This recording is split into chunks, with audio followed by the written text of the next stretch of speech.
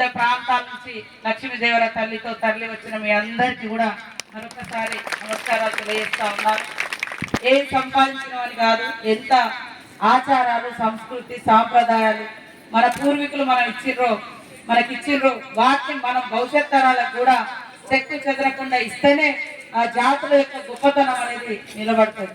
ఇక్కడికి రాగానే డోలు తప్పులు సన్నాయిలు రాగానే ఏ డ్యాన్స్ కాడి పోయినా నాకైతే కాలు కదలదు, కానీ ఈ డోలు కొడితే మాత్రము ఖచ్చితంగా ఒక మరి వస్తుంది. ఎందుకంటే అది ఎక్కడివో నేను చూస్తూనే ఉన్నా, అటు మహారాష్ట్ర పో, ఛత్తీస్గఢ్ పో, మన జార్ఖండ్ పోయినా, మరి అదే విధంగా ఒరిస్సా పోయినా, ఏ రాష్ట్రం పోయినా ఆ డోలి అనేటువంటి సాంప్రదాయం ప్రతి చోట ఆదివాసీలలో అది నాయకపోడు కావచ్చు, లేకుంటే ఇంకోటి కావచ్చు, గోండు కావచ్చు, కోయ కావచ్చు, కానీ ఖచ్చితంగా ఉంది. ఎందుకంటే అది మనల్ని అందరినీ ఉత్సాహపరుస్తుంది, ఊపు తీసుకొస్తుంది. కష్టాలలో ఉన్నటువంటి వాళ్ళని కూడా కష్టాలు మర్చిపోయి మరి ఆట పాట అనేది ఒక సంబరాన్ని ఇస్తుంది.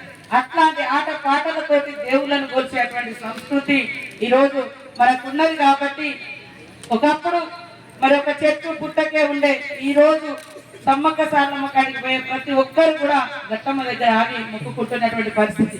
కొన్ని సమస్యలు ఉన్నాయి, కొన్ని బార్డర్ సమస్యలు, లేకుంటే కొన్ని కుల సమస్యలు, అంతర్గతమైనటువంటి సమస్యలు ఉన్నాయి.